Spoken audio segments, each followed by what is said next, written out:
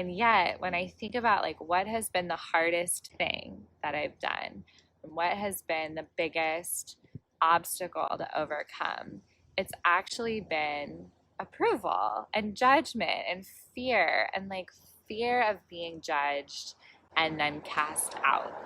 And I want to talk a little bit about that in relation to religion, because I know that I'm not the only one for whom these topics are linked.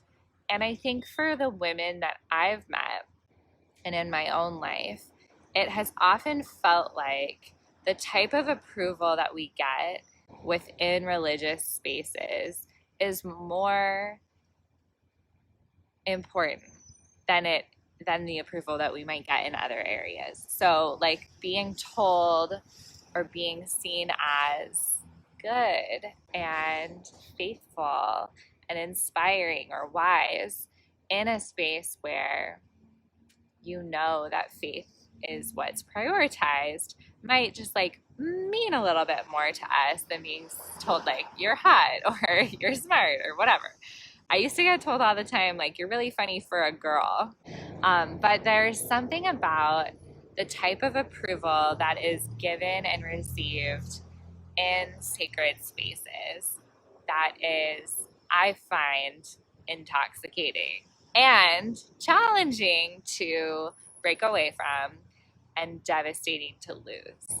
And I think that that is one of the reasons that it was so painful for me, but also so important for me to figure out a way to carve out my own relationship to God, my own relationship to the divine, my own relationship to feeling like the universe was enchanted and benevolent and supporting me, that didn't have to do with what I had been taught.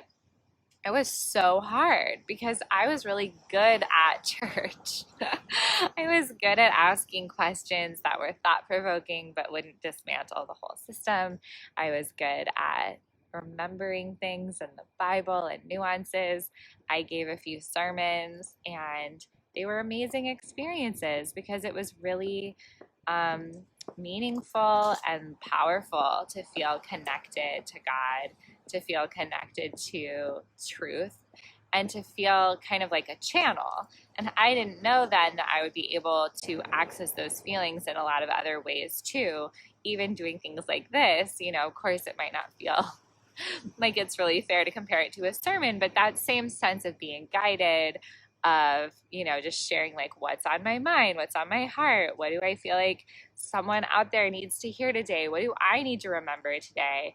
And anyway, I didn't know 10 years ago that there would be other ways to do that, and there would be other ways to experience a type of like religious belief or faithfulness or connection, and even that I would be able to think back on with like a little more nuance, but also a lot of love and gratitude about the specific like religious worlds that I had been part of.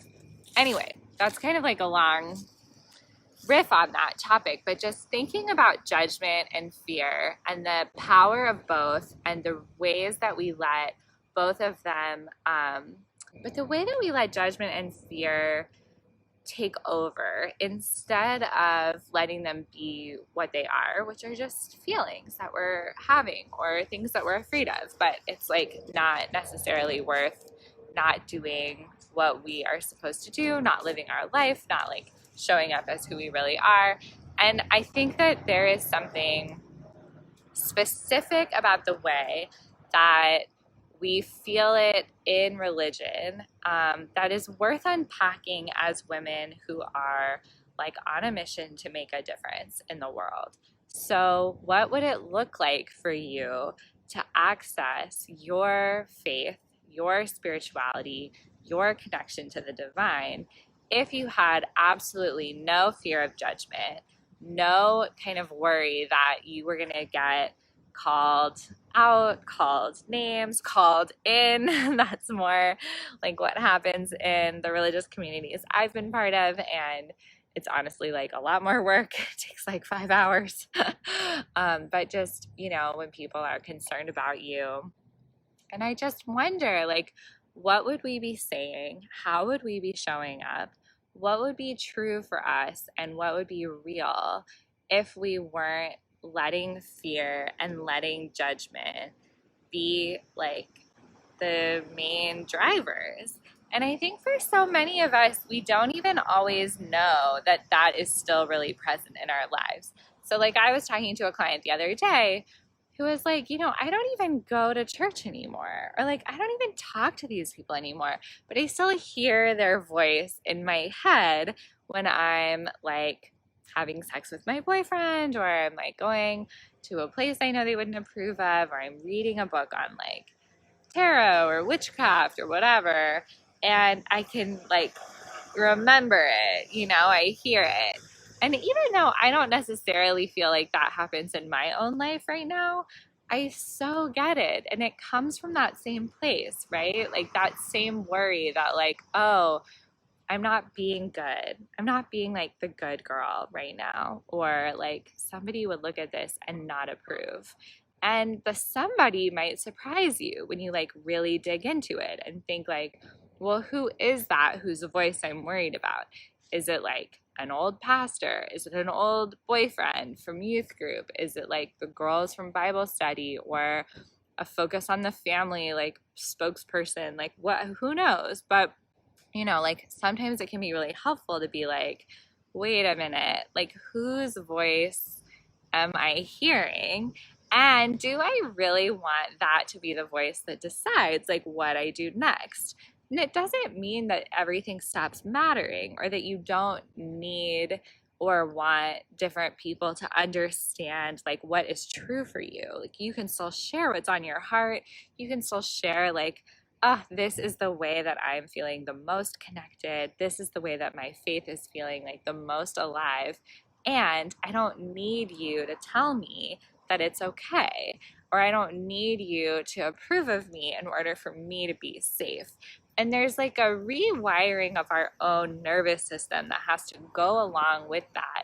Because what that fear and that fear of judgment taps into is like a coding in our bodies that if our community doesn't approve of us, we really will get kicked out and die. Because like for thousands of years that was true, and humans are social creatures and we need our family, and we learn so early on that we need our parents in particular and anyone else who's keeping us alive to think that we're cute and worth feeding and tending to. And so we develop these approval seeking mechanisms in part because we need them. And it's helpful to think through them so that we can break them apart.